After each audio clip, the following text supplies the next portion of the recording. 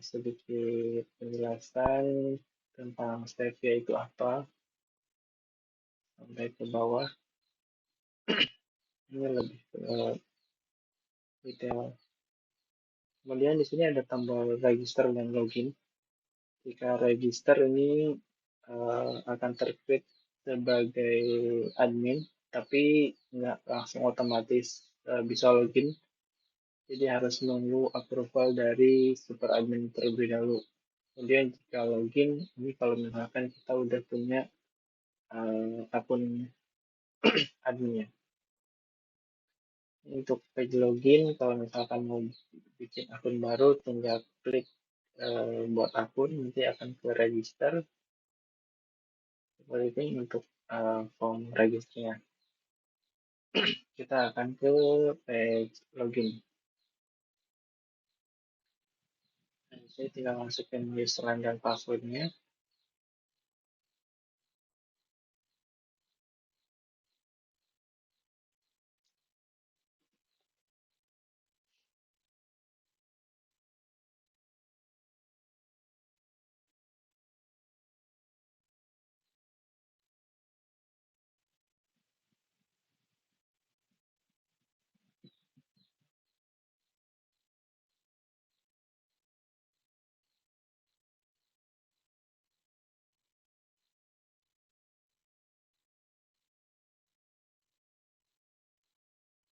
Nah, ini adalah halaman pertama setelah login. Ini ada dashboard utama untuk aplikasi Stevia ini. Di sini ada beberapa rangkuman data. Ada total mahasiswa, ada total piutang lunas, tunggakan kritis, ada pembayaran hari ini, piutang semester ini, piutang tahun ini, dan collection rate. Kalau di scroll ke bawah juga ada beberapa grafik yang menunjukkan monthly revenue, status piutang, ini ada lunas, aktif, dan tunggakannya berapa persen. Perbandingan antara masing-masing statusnya. Kemudian ada tunggakan kritis, di sini ada sedikit highlight-nya, siapa aja. Terus ada tren pembayaran bulanannya seperti apa. Kalau di scroll ke bawah lagi ada transaksi terkininya. Di sini ada aktivitas terbarunya seperti apa aja. Kalau di scroll ke bawah lagi ada beberapa data yang bisa kita lihat sebagai informasi.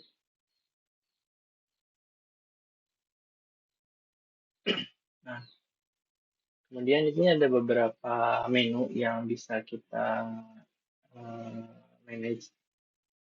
Pertama kita ke menu manajemen mahasiswa. Di sini di dalam menu manajemen mahasiswa ada sub menu yaitu semua mahasiswa. Ini lebih ke list mahasiswanya. Di sini ada informasi terkait total mahasiswa, yang aktif berapa, mahasiswa baru berapa, yang lulusnya berapa. Nah, di sini ada list. Jika ingin tambah data mahasiswa secara manual, di sini ada formnya, bisa kita input secara manual juga satu persatu. Ada data mahasiswanya, terus kemudian di bawah ada data orang tua, ibu dan ayah. Kemudian jika ingin masukkan data mahasiswa dengan menggunakan Excel atau CSV, bisa ke menu import data. Di sini ada pilihan untuk import data. Di sini juga ada informasi kolom apa aja sih yang perlu diisi, yaitu ada name, nama, email, jurusan, sama angkatan. Kalau ini opsional, itu tinggal di import aja. Nah, kemudian ini ada menu integrasi dengan Ingrasias. Nah, di sini sebenarnya jika dengan melakukan ini kita nggak perlu import data sama tambah mahasiswa secara manual.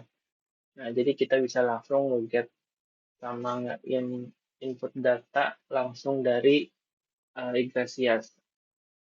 Jadi kita bisa langsung dapat updatean data terbaru dari Iglesias seperti apa. Tinggal disinkronis aja untuk data dengan Iglesiasnya khusus untuk data mahasiswa. Nah, tampilannya seperti ini. Sebenarnya bisa di uh, otomatisasi. Jadi nggak perlu kita sinkronis secara manual, bisa dibikin schedule-nya. Cuma kalau misalkan pengen manual bisa ada tombol untuk sinkronis secara manual. Seperti itu. Kemudian ada menu untuk analitik data mahasiswa. Ini lebih ke dashboard juga, dashboard khusus data mahasiswa aja. Data mahasiswa aktif, tunggakannya berapa, tunggakannya berapa. Ada beberapa grafik juga. Ini tren registrasi bulanan dan data per fakultas dan per angkatan. Nah, ini uh, tadi data-data khusus untuk manajemen mahasiswa. Kemudian lanjut ke menu manajemen piutang. Di manajemen piutang sendiri ada beberapa submenu yang bisa kita akses. Yang pertama ada dashboard untuk piutang. Dashboardnya kurang lebih seperti ini. Lebih informasi terkait data piutang. Ada totalnya, outstanding, terus juga ada sedikit grafik yang sebagai informasi. Kemudian ke bawah juga grafik trennya.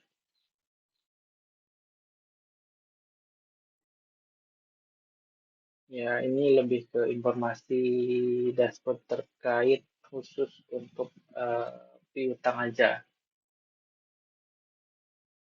Kemudian selanjutnya ada list data piutang. Jadi ada semua piutang di sini, ada listnya. Ada filter berdasarkan kategori tertentu juga, ini bisa dipilih berdasarkan status, jurusan, angkatan, semester, sama periode. Jadi bisa kita pilih berdasarkan apa yang mau kita cari. Ini bisa kita lihat detailnya dan kita bisa edit untuk datanya. Bisa kita langsung tambah pembayaran, riwayat, atau kirim reminder juga, atau dihapus. Ini ada opsi pilihan untuk actionnya.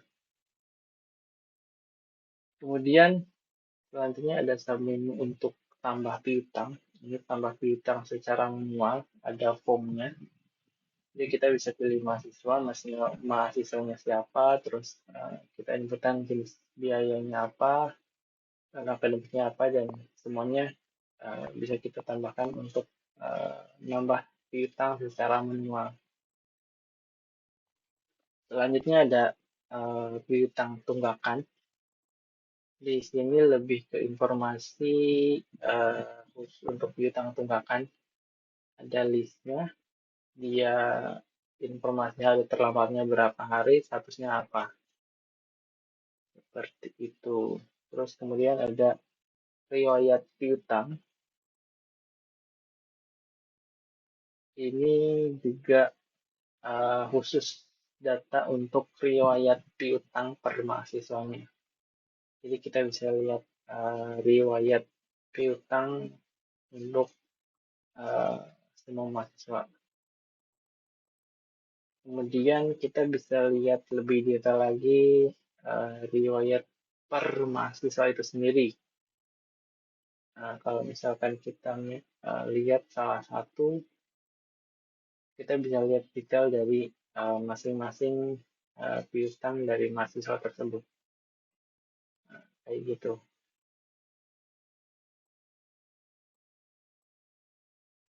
Kemudian selain itu ada ini lebih ke update secara massal. Jadi kita bisa update statusnya secara massal, book operation. Terus ada export data. Ini kita bisa masukin data piutang lewat Excel yang udah kita siapin. Nah, selain itu ada synchronize dengan Igrasias. Nah, jadi seperti yang sebelumnya, kalau misalkan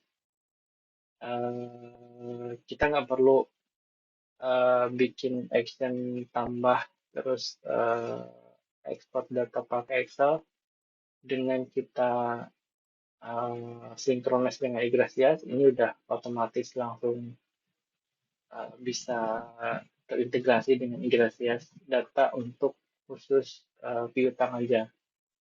Jadi kita bisa synchronize untuk data piutangnya. Kemudian selanjutnya ada menu pembayaran. Di sini ada dashboard khusus untuk pembayaran.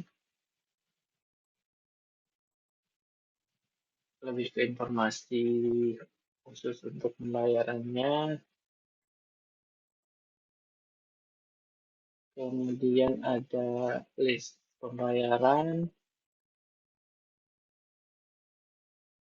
Ini juga list dari pembayaran dan ada filtering berdasarkan kategorinya. Kemudian kita bisa input pembayaran secara manual. Ada formnya, mahasiswanya siapa, pilih jenis pembayarannya apa, dan kita bisa simpan pembayaran. Kemudian kita bisa verifikasi pembayaran. Jadi pembayaran yang pending dan belum terverifikasi kita bisa verifikasi secara manual di sini. Jika ada status pending, kita bisa verify atau digagalkan kayak gitu. Terus ada riwayat pembayaran. Nah, ini list untuk riwayat pembayarannya. Ada status untuk filter. Kemudian kita bisa lihat untuk per mahasiswa, pembayaran per mahasiswanya. Kita bisa pilih mahasiswanya siapa, kemudian akan muncul datanya.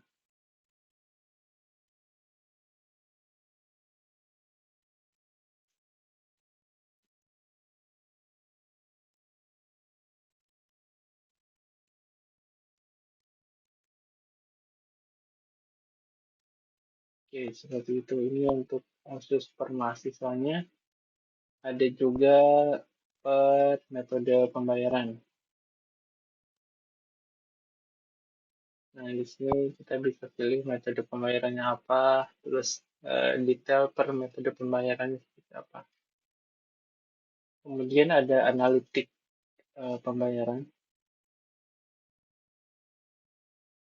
Lebih ke data informasi juga terkait grafik yang bisa kita lihat. Kemudian ada rekonsiliasi pembayaran. Ini lebih ke mencocokkan data pembayarannya. Kemudian ada operasi massal. Ini update pembayaran secara massal seperti itu. Kemudian integrasi ke Igrasias.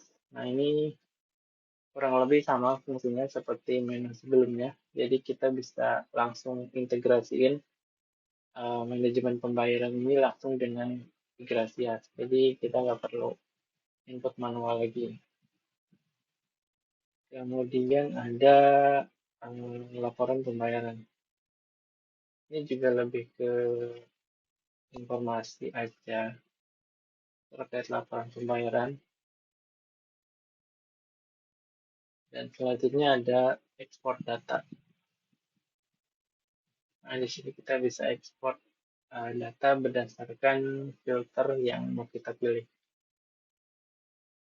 Selanjutnya ada tunggakan di atas 10 juta. Ini data lebih detail khusus untuk tunggakan yang di atas 10 juta. Ini juga lebih ke informasi list siapa aja yang tunggakannya lebih dari 10 juta. Bisa kita filter berdasarkan kategorinya. Selanjutnya kita ada menu laporan penagihan piutang. Nah, ini juga kita bisa filter berdasarkan kategori, kemudian ada tabelnya. Nah, di sini kita bisa lihat detail, follow up, mau follow up apa, dan kita bisa kirim reminder ke mahasiswa tersebut. Kemudian selanjutnya ada menu laporan dan ekspor. Ini laporan bulanan. Ada total mahasiswa berpiutang, total piutang pembayaran bulan ini, piutang baru, dan follow up-nya berapa. Kurang lebih seperti ini, ada action-nya juga. Kita bisa pilih detail atau ekspor datanya. Kemudian ada laporan keuangan. Ini lebih ke laporan keuangannya. Kita bisa filter juga berdasarkan status, tahun akademik, sama fakultas. Datanya seperti ini. Kemudian ada laporan mahasiswa.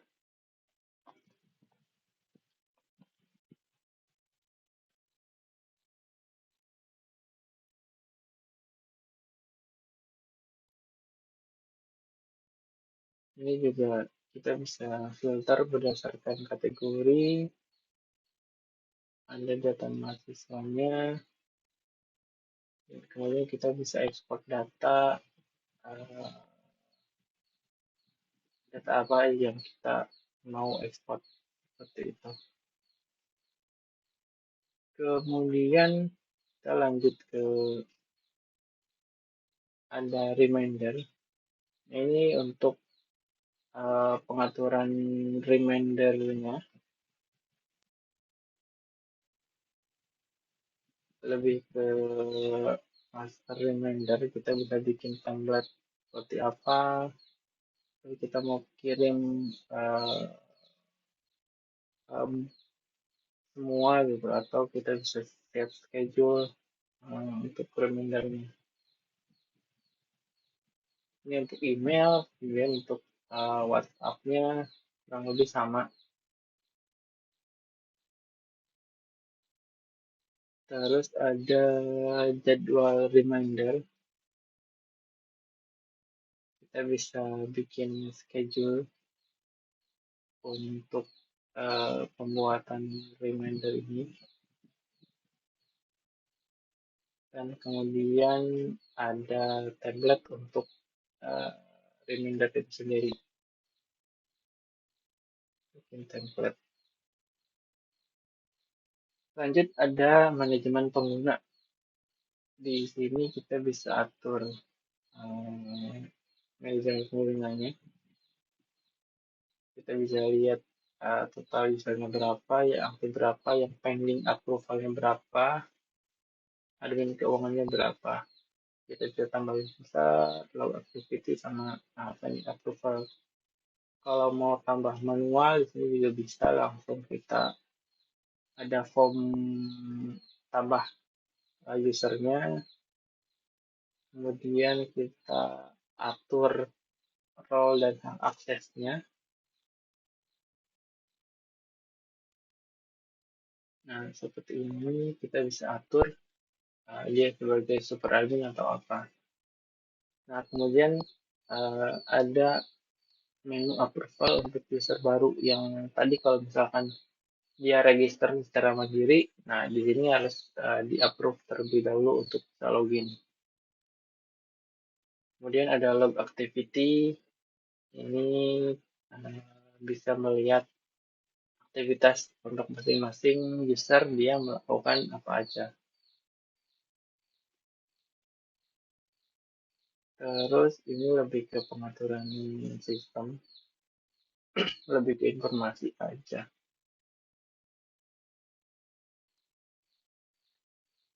Kurang lebih itu untuk aplikasi Stevia ini. Untuk detail penjelasannya. Terima kasih.